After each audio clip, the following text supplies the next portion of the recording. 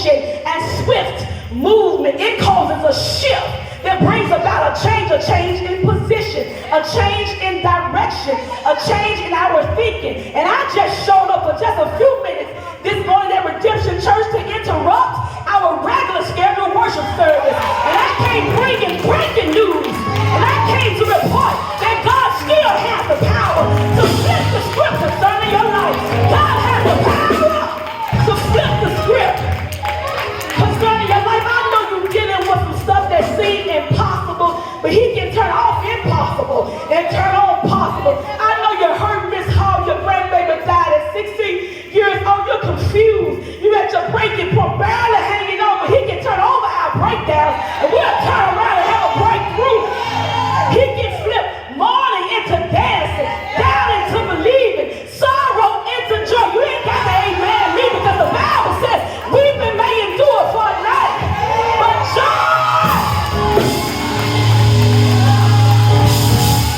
joy comes in the morning. Good morning, redemption. We can say bye-bye weeping and hello joy.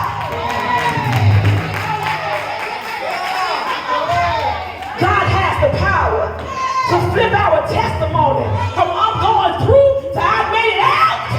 And I made it out all right. Some said I couldn't, but I made it. Some said I wouldn't, but I made it. I made it. Baby, God is so cold. He'll flip that thing. He'll have your enemies like, whoa, look what the Lord has done. God has the power to flip the script concerning our life. I said God has the power to flip the script concerning all of our lives. Amen. This morning I'm not going to work too hard for real. Y'all think I'm going to preach, but I'm really going to teach this thing. Woo.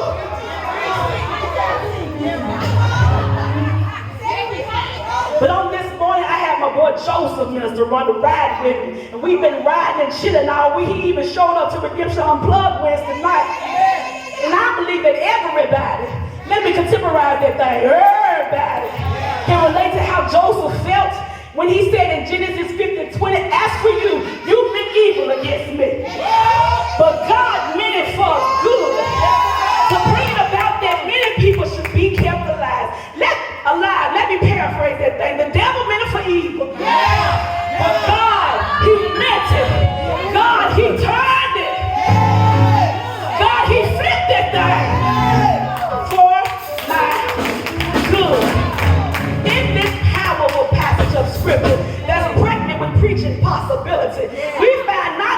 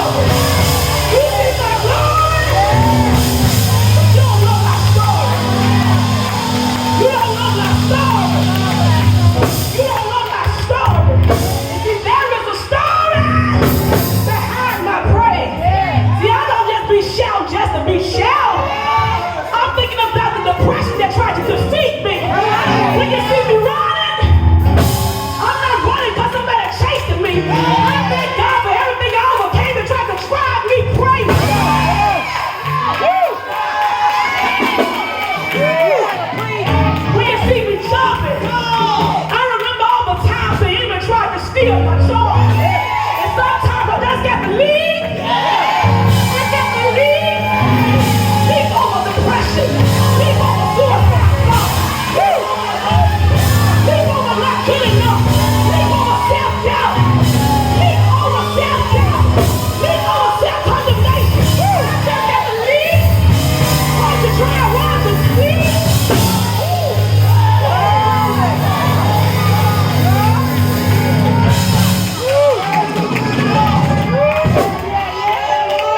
There's a story behind my praise. Sometimes I just got to leap for that thing. It ain't because everything's pretty and everything's all right, but sometimes praise confuses the enemy. I got to jump and shout. Give him glory. That's all right. That's all right. You must don't have no story. Y'all too quiet for me. There's a story behind my praise. There is a story. He brought me out. That's my story. He made me whole. That's my story. He mended my broken heart. That's my story. He turned my mourning into dancing. That's my story. There's a story. Y'all got to be quiet so I can go and teach this thing. Woo. There is a story behind my praise. And here's Joseph's story. Joseph was 17 years old and he was a dreamer. God gave him a vision, a dream that one day that he would become a leader. He would have rulership even over his brothers. And Joseph was excited about what God had shown him. So naturally he did what? He shared it with his folks, right? He told his brothers, but his brothers were big mad, y'all. They were hot. They were already jealous of Joseph because it was no secret that Joseph was Jacob's favorite son. Because Joseph really was a dream come true. And now this, real quick, let me speak to somebody with big dreams. Come on. With big plans. With big ideas. A big business. A big future. Don't get discouraged about the lack of excitement, about the lack of enthusiasm, lack of support from those closest to you. This is what I found out. Their fondness or excitement has nothing to do with your future. Look, I am a naturally excited type person, as everybody probably already knows. And somebody can text me, look, girl, I got a buy one, get one free shoe sale at the store, and I get excited. Girl, I'm excited for you. You know, the favor God met you in the shoe store. Look at the Lord. But I text my little story. You know, everything in Memphis is little blessing, little testimony, little business.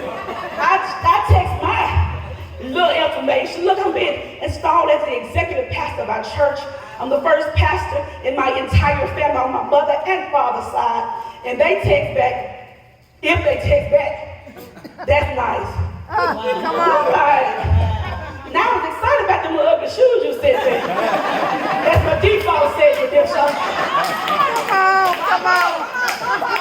What's nice about being the first pastor, female pastor in my entire family? But it's okay. Look, I'm going to help somebody because this helped me. Your family, they really do love you. It's just something in us that we're going to love our kinfolks. We share the blood with the good, bad, and the ugly. They really do love you. This is the problem. Come on. Some just don't like their position in your promise. Somebody really should have shouted right there. Not all of them, but some of them don't like their position in your promise. Had Joseph told his brothers that they were going to rule over him, they would have had a whole praise party. Ooh, he hears from God. Ooh, you anointed. And Joseph had told his brothers that they would be in leadership. They would have got loud. You gotta help us. But this is what the Lord told me. In this season, we can't afford to waste time focusing on people or their reactions. We've got to focus on the promise of God. I said we've got to focus on the promise of God. God says while you're waiting on me to flip the script, I need you to flip your perspective. Stop focusing on people. Stop seeing people as problems and focus on my promise. I don't care can't hurry. He'll be there. Don't you dare worry. He may not come when you want him to come. But somebody help me shout, he's always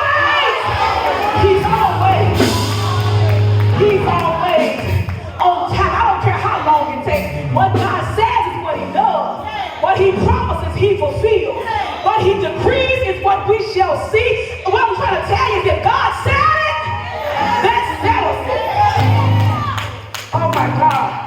The word of God is so powerful. What I read was God gave Joseph a dream, a vision when he was 17. But it didn't manifest until years later. Don't you dare give up. Don't you dare give in. And check this out, I need about 10 mothers to help me testify to this. As mothers, we don't get pregnant and give birth in the same season. But that don't mean that the baby not coming. It needs to go full time. Y'all don't know when to shout, the baby's still coming. You still gonna deliver. The blessing is still coming. The promise is still coming. We've got to learn how to wait on the Lord. But they that wait on the Lord, y'all know that scripture, shall renew their strength. They shall mount up. Please get leave it. They shall run and not be weary. They shall walk and not faint. I just need you to praise God hard enough. We'll go from waiting on it to walking into it. I dare about 15 of y'all just get up and begin to prophesy to your feet. I'm walking to the greatest season of my life. I'm walking into the best days of my life. I'm walking out of debt into a decade of wealth. I'm getting ready to walk into my overflow in the name of Jesus. That's faith. That's faith. Get ready to walk into that thing. I dare you to prophesy with your feet. And just let them walk. Put some feet to your faith. Put some feet to your faith. Put some feet to your faith. That's it. Depression, get out of here. Suicide thoughts, get out of here. Low self-esteem, get it out.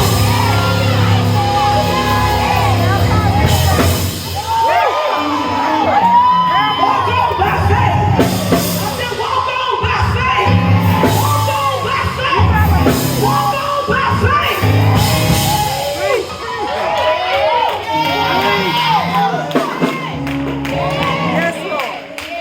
I don't know what you wait on the Lord to do, but I dare you to get up out your seat and just start walking. You got to see it before you feel it. Oh, get ready. I'm already ready. God's faith is getting ready to happen. God said it. Let's tell it. God said it. It's got to happen. It's going to come to pass. In the name of Jesus. In the name of Jesus. In the name of Jesus.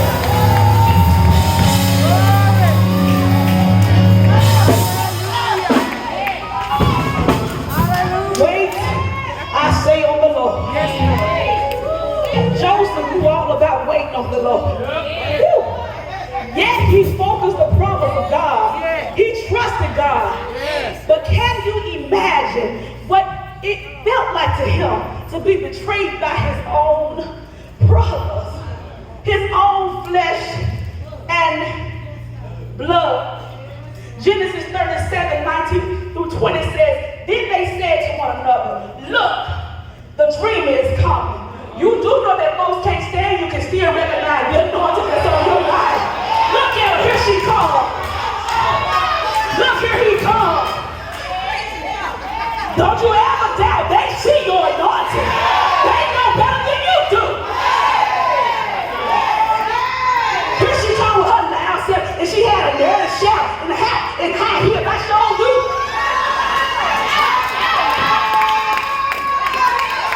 Here she comes. She's so loud. First lady's gonna be sitting down with a hat. The devil is a liar. God is exalted.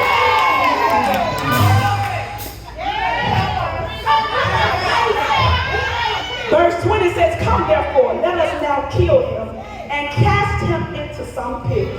And we shall say, some wild beast has devoured him. My God. We shall see what will become of his dreams. Check this out. They plotted to kill Joseph, his own flesh and blood. They stripped him of his coat. They put him in the pit. They sold him, then he was sold into slavery, and they had the nerve to lie about it. You do know that the enemy can't kill what God has destined to live. Don't you worry about a hater another day. Don't you worry about the enemy another day. God says you're going to live and not die. That's a good place to give God praise right there. You're going to live. Joseph's brother left him in the pit to suffer. And I just feel in my spirit that there is somebody in this house on this morning. You feel like you're in the pit of your life. It doesn't feel good. You don't deserve it. You didn't cause it. Yet you find yourself in it. Let me hurry up and let you know that the pit can't stop you. It may pause you, but God will preserve you. Oh, to be kept by Jesus. Oh, to be kept by Jesus. Just like God preserved Daniel and the lions den. Y'all know the story. When he shut the mouth of the lion, God is getting ready to shut down the attacks that the enemy has against their life. Just like the 3 Hebrew boys, God is going to let you walk through the fires of life, not even break a sweat. He's going to let me keep my curls in place, a smile on my face. Why? Because God is a keeper. Somebody else shout, yes, he is. Yes, he is. Yes, he is.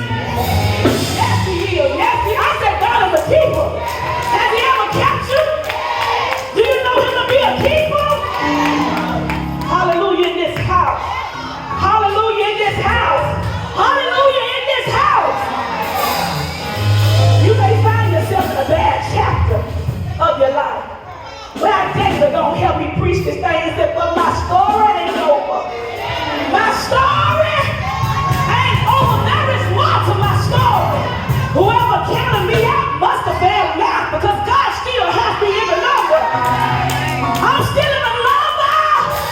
I'm still in the number. Y'all don't want to have no church this morning. Y'all making me work, but I'm still in the number. You still in the number. Whoever counted you out must can't count. They must have failed back a few times fooling with me, because I'm still in the number. The devil tried it, but I'm still here. Come on, just thank God for keeping you right now. I said thank God for keeping you. Thank God for preserving you. Woo. Hallelujah to your name, God. Joseph found himself in Egypt working for a man named Potiphar. God was with Joseph, and he blessed everything that he touched. This caused Potiphar to favor Joseph. He started off as a slave, then God flipped that thing, and he was Potiphar's personal assistant. He knew all his business. And this assures us that we can find favor even in unfavorable situations. Ain't that good news this morning? No matter where you find yourself, look for the favor. It's there. You just have to look for it. This should have been a good chapter in Joseph's life, and it was until Joseph caught the attention of Potiphar's wife. Ooh-wee.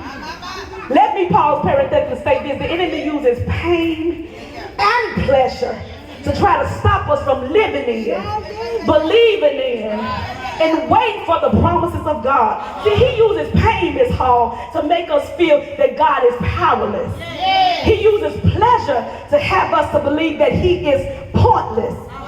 And pain plans to paralyze us, while pleasure plots to push us past the will of God. But Pastor's already declared this year we're going to get closer. Anybody want to draw closer to the Lord? Please understand, my boy Joseph wasn't going, baby. He already knew the problems. He recognized the problems that God had on his life. So his story goes from being picked on by his brothers to the pit, Macatee, to Potiphar's house, where Potiphar's little fast wife tries to pimp my boy Joseph. She lied on him. Y'all know hell has no fury but a woman scorned. And Potiphar's wife was no different. And this places Joseph in prison. And it just looks like that the promise of God on his life won't prevail. But I read over there in 1 Peter 5 and 10 where it said, and after you have suffered a little while, the God of all grace, who has called you into his eternal glory in Christ, will himself. He ain't gonna send nobody. He will himself. Won't God come see about you?